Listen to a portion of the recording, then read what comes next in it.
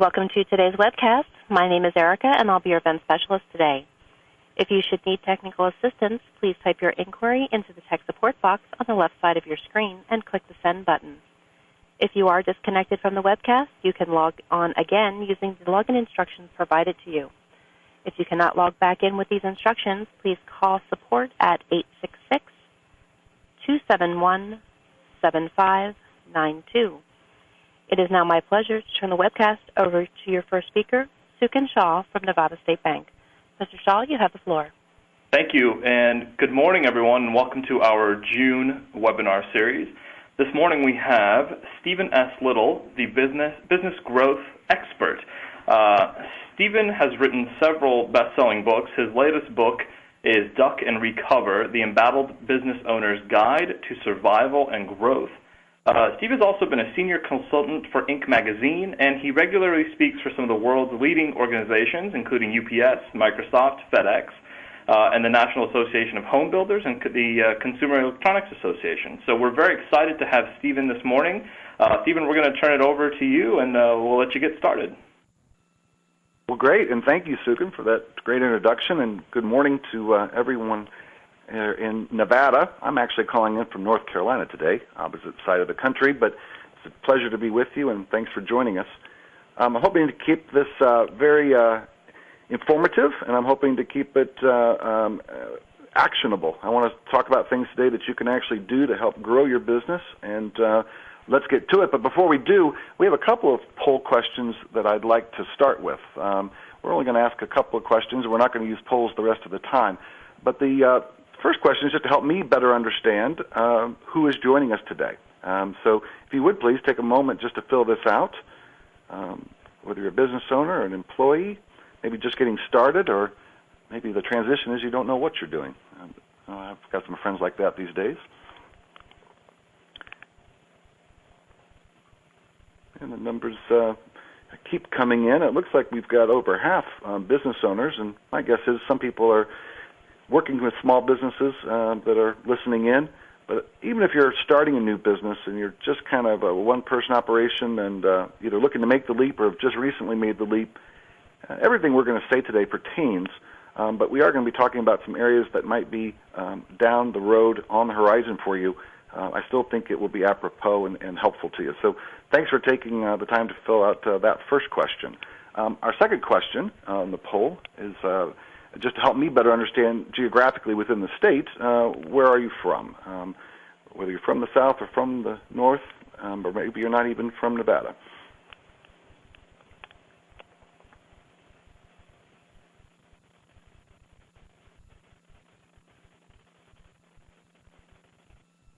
As the numbers come in, it would appear that we have maybe half of the people are from the southern area of Nevada, but half are from other places. And a good amount, over a third, are from outside of Nevada, and so welcome. I'm glad you're here, and I think we're going to go ahead and get started.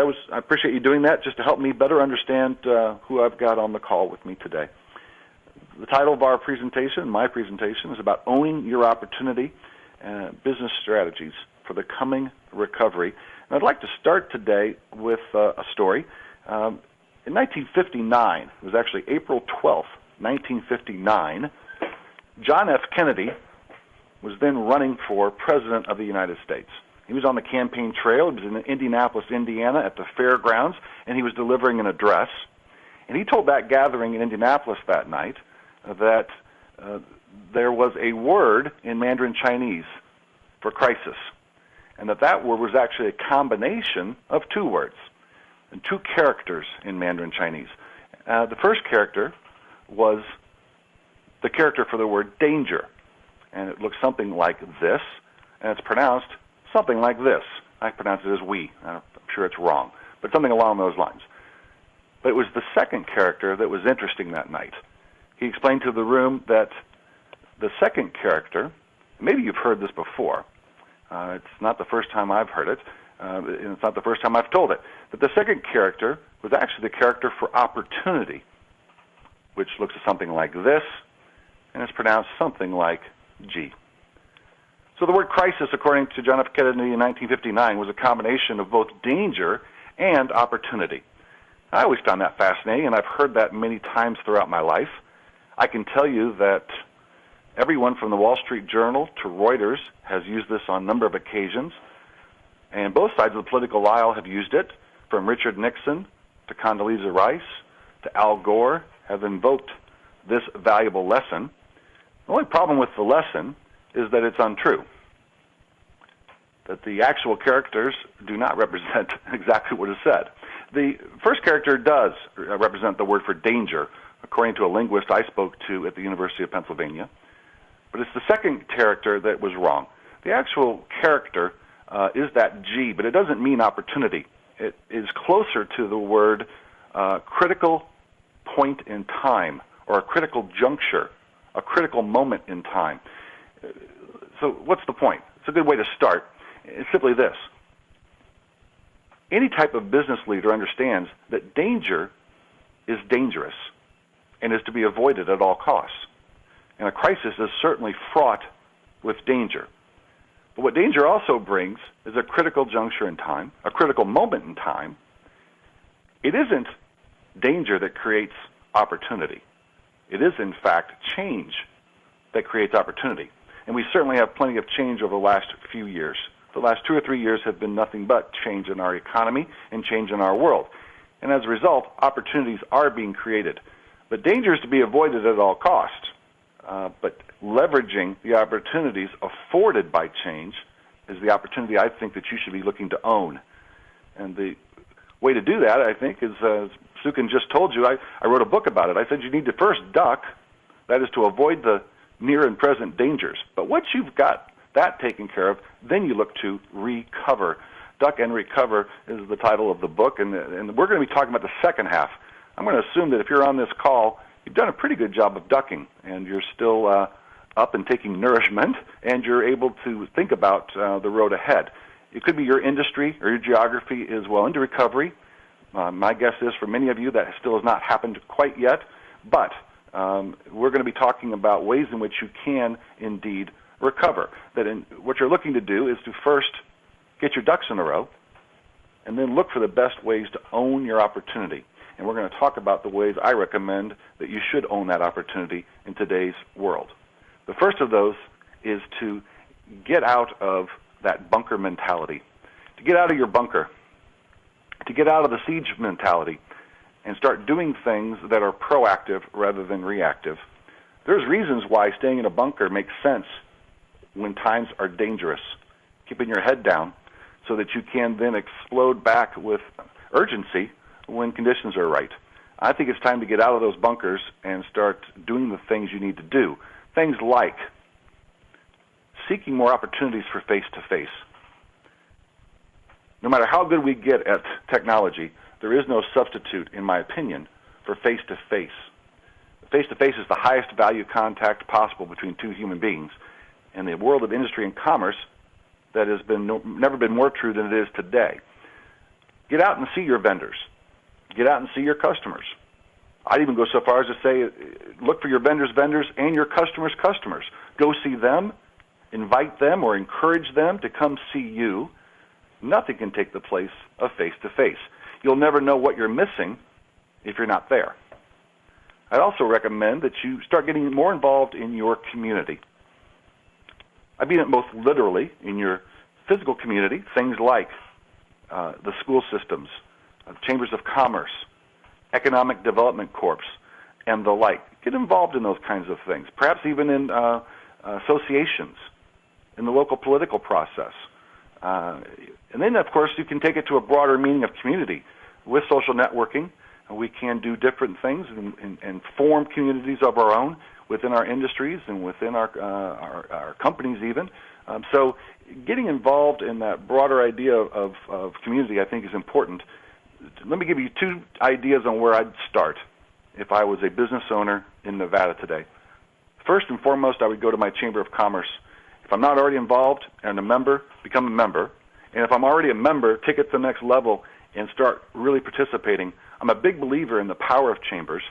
For those of you that live in southern Nevada, which is about half the people on the call today, if you're anywhere close to Las Vegas, I can tell you from personal experience that there are 5,000 chambers in the United States of America. And without question, the Las Vegas Chamber of Commerce is in the top 10, without question. And so you've got a resource there that is tremendous that other cities of your size would love to get their hands on. There's some other great chambers in Nevada. I just happen to be particularly familiar with the chamber in Las Vegas. I've spoken there twice, and they are some outstanding people. It's a great organization. Another thing I would do as a business owner is I would get very involved in community colleges. I'd be going to community colleges and say, here's the kind of people I am looking for. Right now, community colleges are still one of our great strengths in this country. And in the state of Nevada, I know there's a system that is strong. Get in there and tell them and explain to them the kind of people that you might be looking for in the future so they can start working with you and getting the kind of employee that you're going to need long term. So that'd be two places I would start. I'd also go see a show. There's nothing like a good trade show at the local level, the regional level, the national level, and for most people on this call today, you're at one of the epicenters for shows. The ability to get to people of influence is so much easier for you than some people in other parts of the country. So I'd go see a trade show, even if it's only ancillary to what you do. Of course, if you're a boat dealer, there's shows for you, and you can go see a boat show close by, somewhere, driving distance. But there's also the ability to talk to people that are closely related and aligned. Physically going to see a show, I can tell you I never go to a show, a trade show, where I don't learn something, meet people of influence, and that it doesn't end up paying for itself in the end. And finally, I talk about getting out of your chair in terms of seeing the world through information gathering. Sometimes we can leave our offices just through the Internet, and we have a powerful tool that allows us to monitor ongoing information that helps us gain wisdom. And my guess is you didn't think you were going to hear from me about this, but if you're taking any notes, I'd ask you to write down that leaders are readers. Leaders are readers, and readers are indeed leaders. And it is my opinion that there's nothing more important for a business leader right now than to gain information that gains the wisdom to help you make the decisions you need to make to help grow your business. I know that when times are tough and that we're under stress and that it appears as if time has become compressed, that we feel like we don't have time to gain wisdom, I would turn it around and say, what is possibly more important than gaining wisdom in a time like this, in a time of economic challenges? Being the smarter person is going to be the winner, the winning formula, and we have the ability to get it through information like never before. When I started my career 20 years ago, a big advertising agency in Chicago, if my boss wanted to know the price of tea in China, that might take a day. Today it takes a couple seconds to get information. Turning it into actionable information that is wise is a good thing for a business leader to do. Next area in which I would look to concentrate my time, my monies, my efforts in this recovery would be to fill market vacuums. Filling market vacuums. In the 5th century BC Greece, great thinkers, much greater thinkers than I, came up with a notion that I was taught in my 11th grade physics class. And it was a simple idea, but one that's always stuck with me. And that is to say that nature abhors, or hates, nature abhors a vacuum, hates it, and will look to fill it at any time. Nature does abhor a vacuum. And so does your market.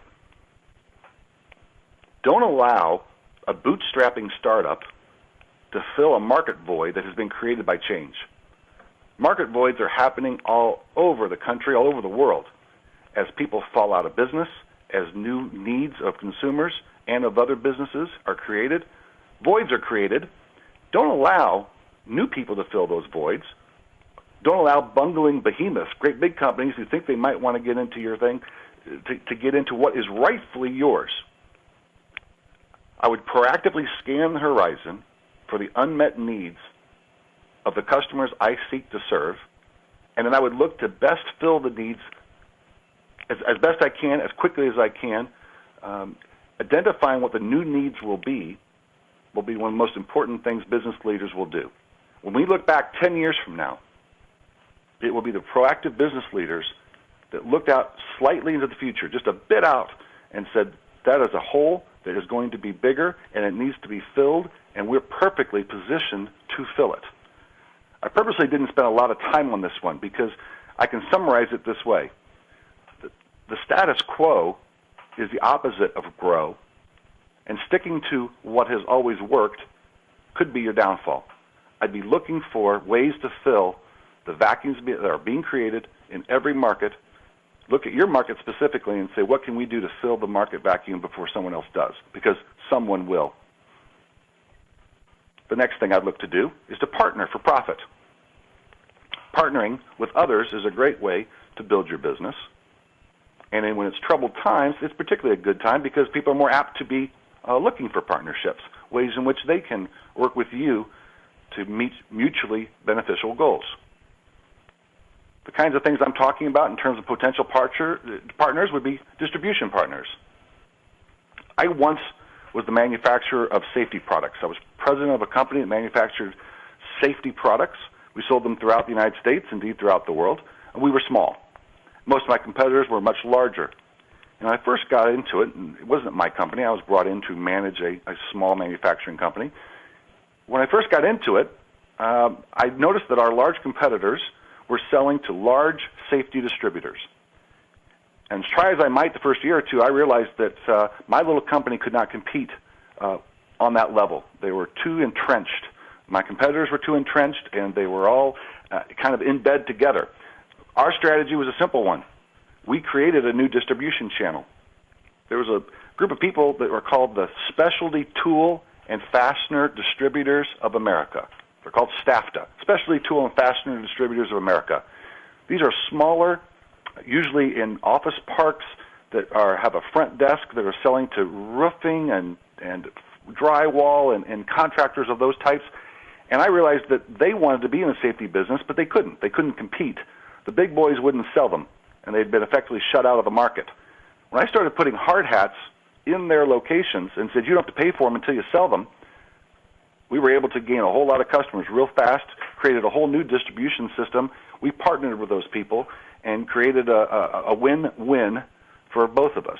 Distribution strategies can matter. I don't know where you are in the distribution chain. Perhaps I'm talking about finding new distributors if you're a retailer. If you're in hospitality, perhaps you're talking about someone else that can be a supplier. Distribution strategies can be one of the best ways in which to partner. The next notion would be partnering on the idea of product and service. Every product that I've ever been involved with has a distinct service component. And every service offering can be turned into a product. Things like life insurance is a service. But there's whole life and there's term life, two different products of a service. So there's a product and service component to everything. If you are a service provider, think about ways in which you could partner on the product side and vice versa. If you are a product, if you offer a product, perhaps there's a service component that you can partner with someone to help provide. I was just in Las Vegas 2 weeks ago. Spoke to 800 people there at the finest hotel. I won't say which one, but in my opinion, the finest hotel in Las Vegas. So maybe later you can ask me what the finest hotel in Las Vegas is. And at that event, there was a group there that provides what they call software as a service. They're in the business of helping software manufacturers and software providers give their products out as a service. Software as a service. If those on the phone right now, they're in IT, they're saying, who doesn't know that? And the answer would be probably anyone outside of IT doesn't necessarily know that yet. But for having software as a product and a service is a winning strategy for them. I think anyone on this call thinking about how that applies to you could be important. The next area in which I would look would be in marketing partnerships, all kinds of ways, whether it's co-op advertising, trade out and bartering, pricing partnerships. Pricing partnerships are one of my favorites. I don't work for Priceline. I don't know Priceline. Other than I'm a customer who really believes in their product, I love the Priceline product. If you've never played with it, I would encourage you to do it. But the idea is a pretty simple one, I think. They looked at the model and said, you know, if a hotel can make money at 60% or 70% occupancy, and we can give them an extra 10 or 20% without hurting their brand by doing it blindly, and help them fill rooms that are going to go to waste. It's money that goes right to the bottom line. It's a great model. It's a pricing strategy. It's a pricing partnership. It's a marketing partnership. It works for everybody. I want to make mention of the idea of strategic alliances and joint ventures, only to say that, of course, these are other more formal ways of partnering. A strategic alliance would be two organizations coming together and working and branding together to go form something new and different. A joint venture is actually taking it a step further and actually creating a third party, a legal third party. And if there's attorneys on the phone, I apologize. I know no more than that. I've done it a few times, but usually I leave it to the attorneys to figure out. But strategic alliances and joint ventures are both perhaps even further types of partnerships, a greater amount of partnership, and they're important. But I would do my homework and my research before entering into either one. And again, I'm sure there's some attorneys on the phone today that would love to help you with that. In fact, I'm sure Nevada State Bank could probably help point you in the right direction on that. Next area in which I would look is what I would call catch a falling star. The notion here is a simple one, and that is there are great people available. Right now, we've got great people available, and it's a rare event. Just like falling meteors is a rare event. This is a rare event. Unemployment remains high. I know that according to Bureau of Labor Statistics, unemployment is still relatively high in Nevada. How high? Still the highest in the country, according to the guesstimates they made for the month of April. May has not come out to my knowledge. Still at 12.5%. You were bumping up against 14% not too long ago. And, of course, those numbers are, we could argue for 30 minutes about what those numbers mean. For some reason, Nevada has the highest unemployment according to the Bureau of Labor Statistics in the country. And as a result, I'd see it as an opportunity. Of course, it's also a threat because it is hurting people's ability to buy your services and your wares, but it also is an opportunity for a business leader because it is still a buyer's market for talent, and talent is at a premium.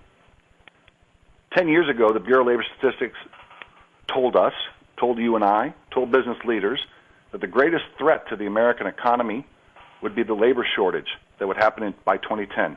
They told us that over 20 million skilled workers would be missing by the year 2010. The great crisis, the great recession, the whatever we've just gone through or still dealing with, perhaps has changed those numbers. But I can tell you as someone who's been in dozens of markets in the last 12 months that everywhere I go, big businesses, small business alike, tell me that their greatest barrier to growth right now is still finding the trained people they need, the right people, people with the right skill sets. So right now we have a rare event. Unemployment's high, good people are available, it's a buyer's market, you're the buyer, they're the seller. I'd go find one. Proven people are prowling. They're out, they're looking. They want you, you want them, and I would spend time, I would spend money trying to take advantage of this rare event. Understand that big biz is not is anything but your ally as you look into this. Also understand that the majority of people, the majority of good people, the majority of bad people, the majority of workers at any level would rather work for a smaller company than a larger company, all things being equal. But sometimes not all things are equal. And so you have to understand what it is that you have to offer against big business, against a larger company.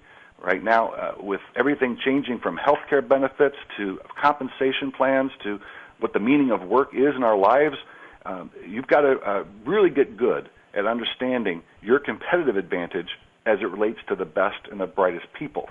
Because it is my opinion this is going to be a winner for you. There's a bigger risk for you to consider as well. The greatest risk here, in my opinion, is this. I have had tremendous success in my past, having run 3 companies, all of which were smaller than $15 million in revenue, some as small as $500,000 in revenue. In all 3 companies I was president of prior to doing what I do now, I had success hiring away great talent from big business. But on the whole, in general terms, it has been my experience, both in my own businesses as well as working with literally hundreds of others. It has been my experience that on the whole, that is a tough thing to do. People that say they want to work for small business can't always do it people that want to work for privately held businesses, they say they want to do it, and they get in there and they find out that their 20 years or their 30 years or even their 10 years of having worked at a big company has made it difficult for them to understand the needs of a smaller organization. And my guess is that many people on this call would understand what I'm saying if you've had any experience. I was just with a group where they had 25 employees 3 years ago. Today they have 100 employees, and they need 22 employees yesterday. They're behind on hiring. They can't get enough good people. And I asked him, the leader of that organization, he's not the owner, he's the president, I asked him, had he made any hiring mistakes? And he said yes. And I said, could you tell me more about those hiring mistakes? Because that's what's led to them being cautious and being behind on the 22. He said the 3 hiring mistakes that we made, the 3 biggest ones, were at key high-level positions with people coming from much larger companies that couldn't understand what happens at a 100-person organization. They were coming from organizations of 20 or 40,000, and they couldn't relate to our organization. I then asked him what was the best hire he made. And he explained to me that the best hire he made was also a senior-level position from someone who came from a very large company and has proven to be his right-hand person. So it's not a tried-and-true rule.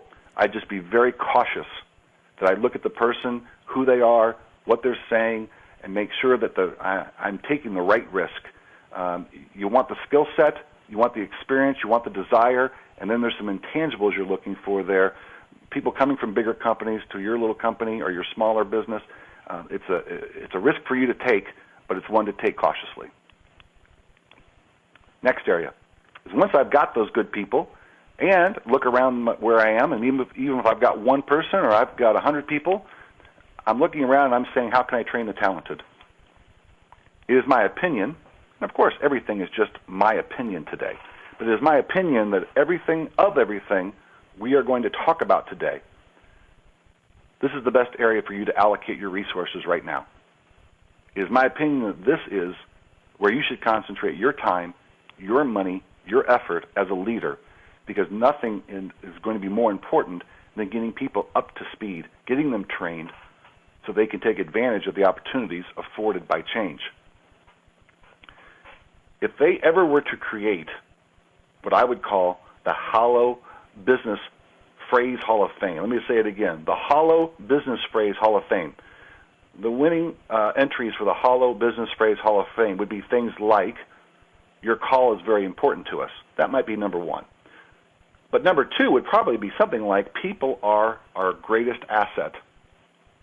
People are our greatest asset. I see it emblazoned on people's business cards, and I see it on websites, and I hear owners and managers of growing organizations saying it every day. I don't always see evidence of it, especially in a downturn. Sometimes training, investing in our talent, new and old, gets pushed aside. Speaking of pushing, my recommendation is that you look to become customerized or have it be customer training, as opposed to what most people do.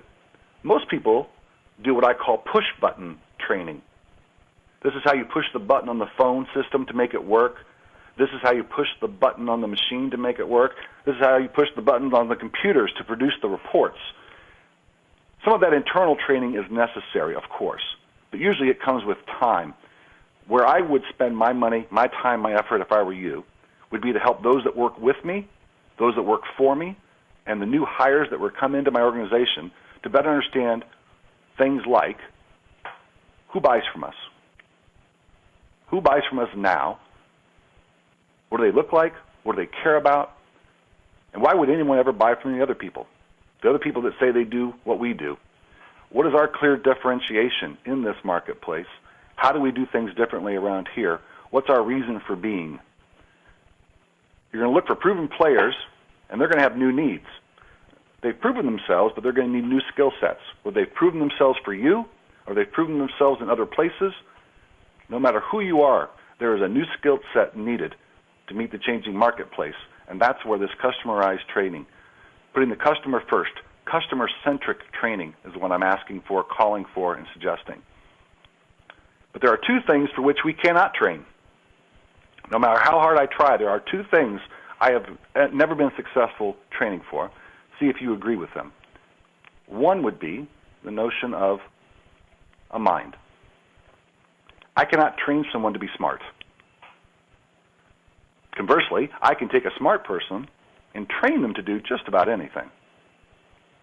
A great mind is what I'm looking for. And I'm not suggesting that we put genius-level people on third-shift maintenance crews. I'm not. What I am suggesting is on that third-shift maintenance crew, within a range, I would want the smartest people possible. And if I had a few people that I was looking at, I would want to have it be the first and foremost qualification. It's a baseline. It is the first thing I'm looking for is better ability for problem solving. Better problem solving ability is measurable. Now, not every HR director is going to agree with what I'm saying. I'm just telling you my personal experience. My personal experience is I can test for gray matter. I can test for problem solving ability. And once I know that they have the right kind of mind to work with and for me, then I can move on to the things that matter perhaps even most. It's the baseline, but then there's things that matter most. And the second thing I can't train for, and it's harder to evaluate, but it's every bit as important as gray matter, and that is the notion of what I call manners. I can't train someone to be nice. I can't train them to be respectful. I can train them to be nicer. I can train them to perhaps be more respectful than they were when they entered. But if they're not naturally inclined to be this way, my experience has been is I can't train them to be or express the importance. And I can take people that have great minds that are also pleasantness, and work well with other people and have a proven record of doing that. You give me nice people that have proven ability to solve problems, I can do anything with them. I can put them anywhere. I can make them into the force I want. And it's advice that I hope helps you. I don't mean to offend anyone. There will certainly be people today that will take exception to what I've said. I've already volunteered that HR directors do not agree with what I've just told you. I'm just telling you that 20, 25 years of doing what I do, it's been my experience that these are the two things I'm looking for. Great minds and respect for others, manners, are what help me find the best and the brightest people and build winning teams. Finally, the last area I would spend time, money, and effort is in an effort to see the future more clearly. Clearly seeing your future is the job of a business growth leader. It's not necessarily the job of everyone that works with and for you, but it is the job of a leader. And if you're on the phone call today and you are a leader, if you're indeed the leader of a team, you're the leader of an office staff, you're the owner of a business, you are a leader, and you need to look at the future. Because the future is changing, of course. So let's talk about what I mean by looking at the future. You know, I'm talking about a new factor, that of rapid change that has come into our world. And we haven't learned yet how to adjust to its economic or its social or it's technological, or for that matter, it's political, environmental. A factor of rapid change has come into our world, and we haven't learned to keep up with it. I find that most people can agree to this, and my guess is most people on our call today would agree with it. What's fascinating to me is that it comes from what I consider to be a reliable source. That would be the Harvard Business Review, but it was in 1932. In 1932, we perceived the world to be changing so rapidly that we could not keep up with social and economic consequences and the like. Here's my advice, and take it for what it's worth. Business growth leaders spend over half their time on the issues of tomorrow. I'm going to say that again. In this country, business growth leaders spend over half their time on the issues of tomorrow. What do I mean by the issues of tomorrow? Well, let's describe the issues of yesterday. The issues of yesterday are things like quality control and accounting. These are things that normally I can outsource for. I don't have to do them. I have to understand them. I've spent time on them periodically, but I certainly don't spend the majority of my time on things like quality and accounting. I hire for it, and I outsource it, and it's important, but it's not something a business leader spends their time on. They prioritize it, but they don't prioritize their time on it. Then there's the issues of today. The issues of today are things like sales, operational issues, internal issues, things that are happening right now. I hire for those things. They're important to me, but the daily monitoring of the business is what a leader hires people to do. It isn't what a leader spends their time on. Again, I'm talking about a division that's just over half. Over half your time should be spent on the issues of tomorrow. A leader in this country should be spending on their time on the issues of tomorrow. Issues of tomorrow for businesses are things like marketing, technology, being proactive on what we call this people problem. Everyone's going to have a people problem. If you don't already, you're going to have one. And so getting proactive on that people problem, those are the issues of tomorrow, and it's where I suggest you spend the majority of your time, over 50%. It's not to say you're not going to spend a lot of time on the issues of yesterday and today. I'm just saying that business growth leaders find ways to spend their time, the majority of, on the issues of tomorrow. It's the job of a leader. So, the United States of America is changing dramatically. In fact, I'll leave you with just a couple of thoughts, and then we'll get to some questions. First is this. Here we are looking at the flag. No U.S. president has ever been born and died without the number of stars on the flag changing. I'll say it again, lest there be confusion. No U.S. president's ever been born, lived, served, and subsequently died without this flag changing in some fundamental way. The number of states, where they are, what we call them. It is my belief that the United States of America in my lifetime will change geographically in fundamental ways. What you and I think of as being the United States will change. And my question will be, have you anticipated that? Have you thought it through? What could it possibly be? Maybe when we get questions, people ask me my opinion. My opinion doesn't matter. It doesn't matter what I think will be the changes. I'm asking you to challenge your most closely held beliefs. Challenge your most closely held beliefs about what it is to be an American, what it is to be in the United States. Where is the United States? What is the United States? And then get it down to the specificity of your business. What is it to be the owner of an advertising agency? What is it to be the owner or the manager of a dry cleaning operation? What if I'm a wedding planner? What are weddings going to look like in the years ahead compared to what they used to be? How are things changing in the market? How are things changing in your geography? How are things changing in the world? Change. That's where opportunity is being created. One last thought before we go, and then we're going to get to questions. I've got a hero, and maybe you've got one too, but my hero's been consistent for a long time. My grandfather introduced me to Samuel Clemens or Mark Twain a number of years ago. And whenever I'm unsure of something, unsure of myself or unsure of the future, I go to Mark Twain and I find he's usually right. He's right about most things. Late in his life, Mark Twain said this. He said, "I am an old man, and I have known a great many troubles." If you know anything about his life, later in his life, he did have a few troubles. So he said, "I'm an old man, I've known a great many troubles, but most of them never happened." It's been my experience through 30 years of being in business that the things we worry about and the things that happen are two different things. And of course we have to be open and honest with ourselves about the varying forces of change that represent threat, but we also have to be equally open to the notion of opportunity and the idea that some of our greatest fears are never realized. I have no idea what's going to happen in the future, and I understand how difficult things are or could be perceived to be right now in your specific geography. I'm there a lot. I'm in Las Vegas a lot. I've been to Reno in the last 6 months. I've been throughout the region. I've certainly been in the Phoenix area. I was recently in Northern California. So I've been in the region. I know times are tough. It's tough in Detroit. It's tough in Naples, Florida. It's tough around the world. But I can look at the bright side too, and it isn't just a half-full mentality. It's not just rose-colored glasses. There is reason for optimism, all kinds of reasons for optimism. And it's not my job today to make you feel better about the future. It's my job today to say, those of you that have the ability to look at the opportunities afforded by fundamental change will be the winners 10, 20 years from now. In the year 2020, which is just right around the corner, I want you to try to have a 2020 vision of the year 2020, what that's going to look like, what that's going to represent. Those that have the determination to stick to where the marketplace is headed and not try to react to what it's doing right in the moment are going to be the ultimate winners in the game of industry and commerce. No question in my mind. Now, I'm going to finish up by saying that I'm going to take some questions, but I'm hoping you'll do me a great favor. And it sounds very self-serving, and I recognize that.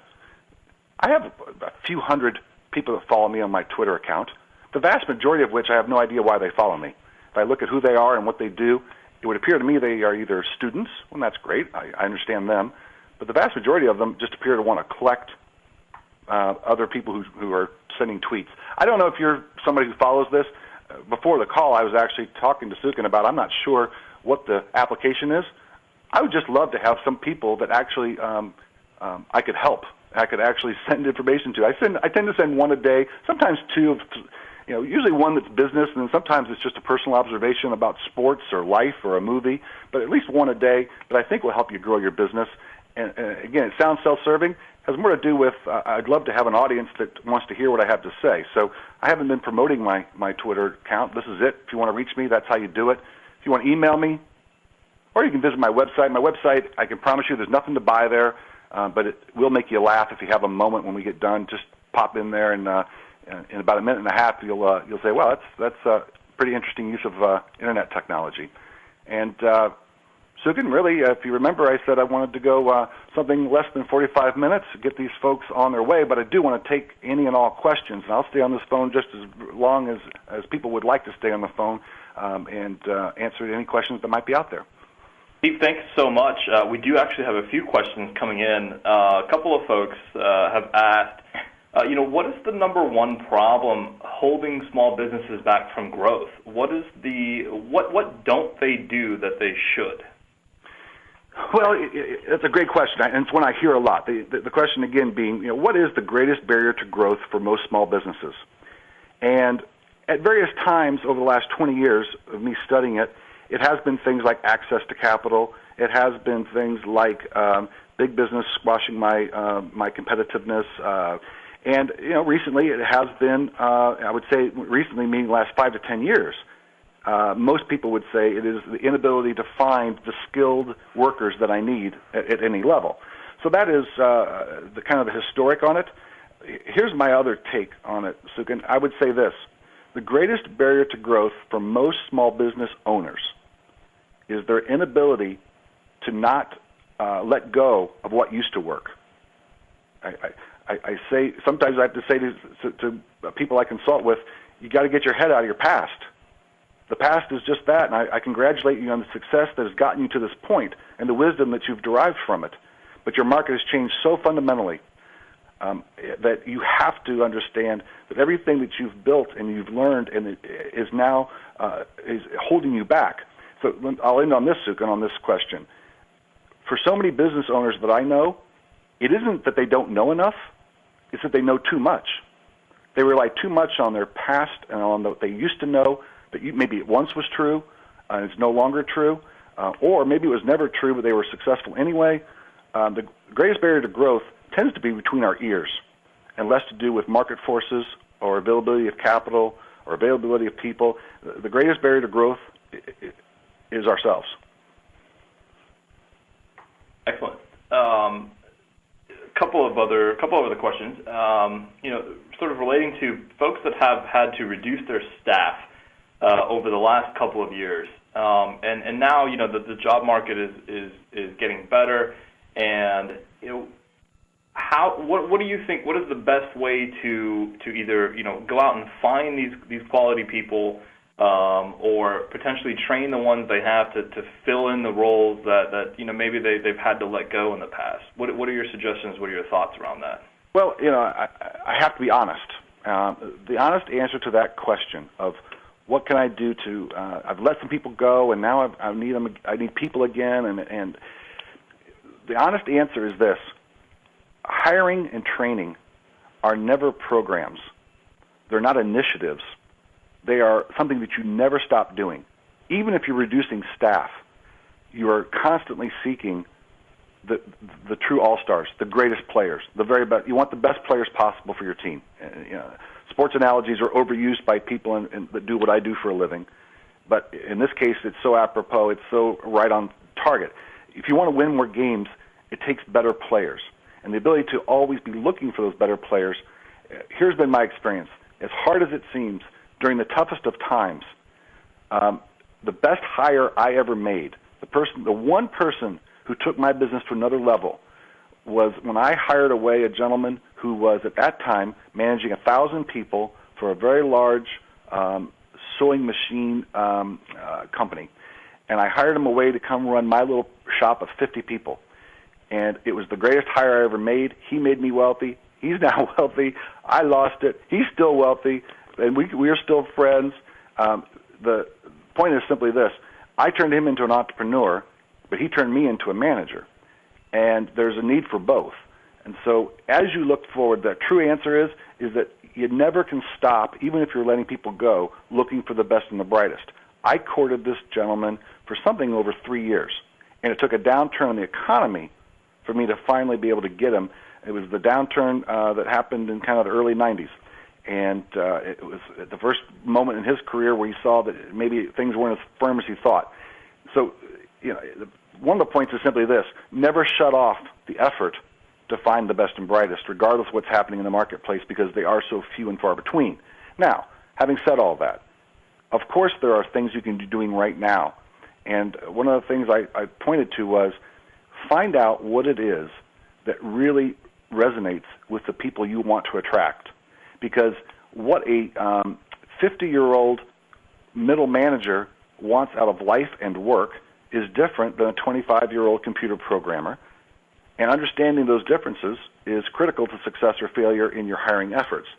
People work for different reasons, but the one thing that's a constant is that increasingly in our world today, people work to make a life.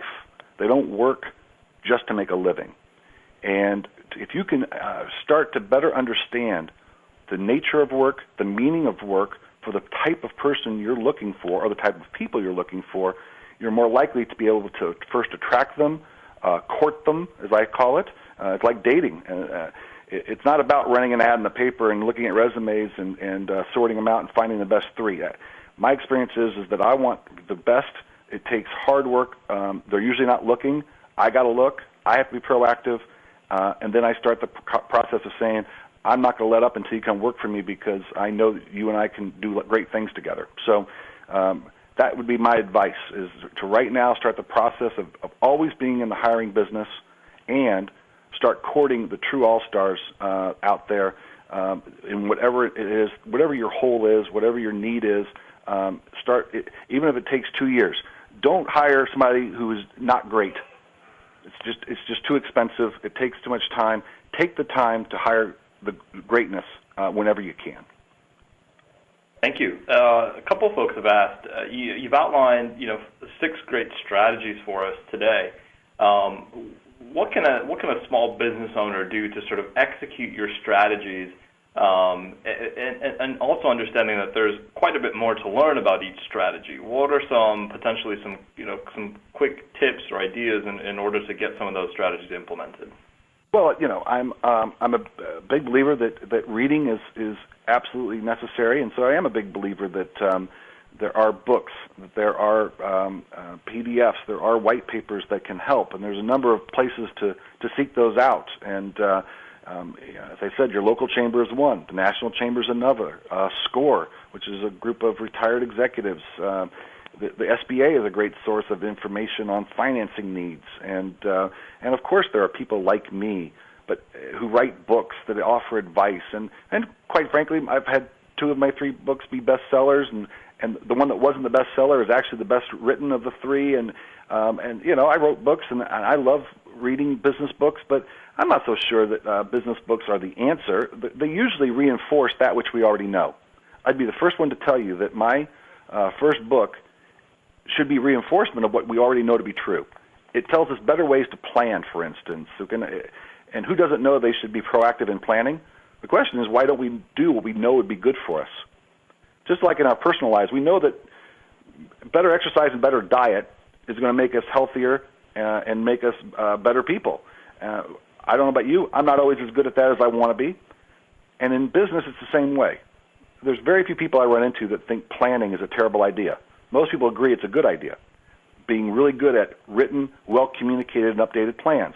Not the sexiest thing, but we have to be reminded that these things are important and find ways to do it. So, I don't believe that you're going to read or buy any book or any download anything to your pads that are going to change your life. They do have the ability to help you better understand that there are priorities, and those priorities are things you need to focus on. It helps you double down, refocus on that which matters, especially when it feels like there's so many priorities. And so that's what I would suggest is there are books, and then there are experts. I know some experts in your area that are available to come in. Of course, they charge fees. That's how they make their living. I use consultants a lot in building my businesses. They're not for everyone. Not everyone necessarily can get value from them. And again, I found the consultants did what I wanted them to do, which is to reaffirm that which I already knew to be true, but helped me find new ways to do it. And to do that, those things that I knew would build my business, but I couldn't quite find the best path to it. That's what they're good at. So, those are some ideas. There are free sources, there are cheap sources, and there's expensive sources of information, and I've just thrown out a few of them. Absolutely. Thank you. A couple more questions, and we'll wrap up here real quick. But in your experience, can you give an example of an economic situation, other than the current recession, that has really drastically changed the way you do business? And really, for you, how did you change, and how did you adapt? Yeah, I think that the nature of capitalism is one of what they call creative destruction. There was a guy named Joseph Schumpeter who came up with that. I don't know if I'm pronouncing it right, but he was an intellectual, an economist, one of the first economists, and he came up with the idea that capitalism is creative destruction. And so the history of 4,000 or 5,000 years of capitalism is one of constantly changing, whether it's because of changing technologies, because of changing power structures and the like. History is filled with the examples of dramatic shifts, whether it's from the printing press all the way to the computer. And yeah, in my lifetime, there have been significant things that have happened that have changed the way in which we look at how to do business. And the most recent example is without question. When we look back 100 years from now and 500 years from now, the advent of what we're now calling the Internet, I'm not sure what we'll call it by then, but the idea that I have as much power of gaining information as anyone with my screen or with my pad or with my phone to have instant access to information is incredibly enabling for a small business. And I think history will prove that it was a critical moment in time, one that will surpass television in terms of its importance with regards to industry and commerce. So we've just witnessed one that has changed the way. I can tell you, Sukin, that I was an early adopter of all things Internet, and I'm not particularly technologically savvy. I was in manufacturing, but I saw it for what it was. Somebody showed it to me in about 1994, before we even had browsers, and there wasn't. And I looked at the World Wide Web, and I said, this is going to be incredible. It's going to change everything. And I was early. I was an early adopter of the technology. And from there, I got to be able to speak about it because people, I can remember in the mid-'90s talking to groups of business leaders where I would say to an insurance group, I was in Hartford, Connecticut, talking to a group of insurance people from various companies, and explaining to them that, in my opinion, it wouldn't be too long before people were actually going to buy insurance online. And they laughed, and they patted me on the head, and they said, "You're a cute kid," and I was younger then, and but you don't have any idea what you're talking about because there's no way that's going to happen. And they had good arguments. They actually did. They kind of had me half convinced, okay, well, I didn't understand your industry, you're right. But, well, what we now know is that in things like auto insurance, which is the point of entry for the insurance game, some of the bigger players have been handed their lunch because smaller upstarts have usurped them and built online models that have put them, in effect, out of the automotive insurance business. And automotive insurance is critical because that's how you get a young person who's a young adult who's trying to build their lives and their careers. My guess is we've got some people on the phone today that work for some of the bigger insurance agencies, and they're not going to like what I'm saying. I'm just telling you the truth, that the leaders of large insurance companies didn't want to hear that the disruptive technology called the Internet was going to change the game forever. They should have been first with an online model. It would have cost them literally nothing to just see if it worked. And instead, they fought against it and wouldn't do it. They didn't want to upset their distribution system, their independent rep network, and as a result, other people have done it for them, and now they're struggling at how to do it. That's one story of we could go on and on. Netflix versus Blockbuster, the notion of what is a retail experience, the single greatest retail experience that you can have right now, and as a result, the greatest retail story of the last 10 years, bar none, without question, the greatest retail story is Apple. And I don't even own an Apple product. I may have an iPod around here somewhere, but I don't compete with them. But no one can deny that they are the greatest retail story of the last 10 years, if not perhaps of my lifetime. And if you don't believe the numbers, look at the numbers. Look, it's unbelievable. They're doing more revenue in those little stores than most anchors are doing. Whether it's a Macy's or a JCPenney's, they're doing more revenue in a tiny little store. They've reinvented retail. Those types of disruptive things are omnipresent in our marketplace. I'll give you one last one, Sue, and as you can see, we're coming up against 1 o'clock. I was just with a group of people in the parts business. The replacement parts business, doesn't matter what kind of replacement part. Let's just say they were in the replacement parts business. And I was their keynote speaker at their annual internal event, and they had another speaker who was from a company that they were not doing business with. And this company didn't exist 4 years ago. They're going to do $300 million in parts, and they didn't exist a few years ago. And this company that came to speak to them said, the reason we aren't doing business with you is because you haven't done business with us. You haven't been easy to do business with. You haven't made your parts available as easily as the competition. They missed a $300 million market. Now they're trying to make up for it. But just because they didn't have the right person to do the right SKUs, to put it in the right format, to put it in the right system, and the gentleman from that company that spoke said something I've written down that I think maybe is a good thing to end on. And he basically said, I am not in the parts business. I'm in the search engine optimization of business. You're in the parts business. Help me succeed. That spoke volumes to me. I'm not suggesting that search engine optimization is the only thing. What I am suggesting is so many people don't define themselves properly. And for you to look at what is business are you really in, what are you really good at, what should you be really good at, those are the kinds of things that are going to lead to growth ongoing. Again, I challenge my most closely held beliefs. Challenge your most closely held beliefs about how your product, how your service is delivered to the marketplace, because I know of no market right now that is stagnant. I know of no market that is sticking to the status quo. My experience is they're changing more rapidly than we even predicted they would. And I also believe that you're going to look back at 2011. By the year 2020, you're going to look back to 2011 as back in the good old days when you actually had a handle on what was coming next.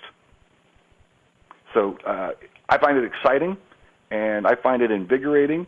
I find it interesting. If you find it frightening, maybe being the leader of a privately held company is not the best thing for you. Or maybe you need to be looking at something else, because it is going to be a choppy ride. It's going to be fascinating. It's going to be interesting. It's going to be invigorating, and it'll be a little frightening.